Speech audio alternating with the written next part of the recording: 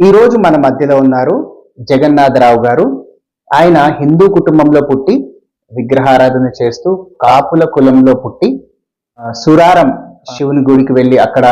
మరి ఆయన పూజలు చేస్తూ అలాగే వారి గ్రామ దేవత అయిన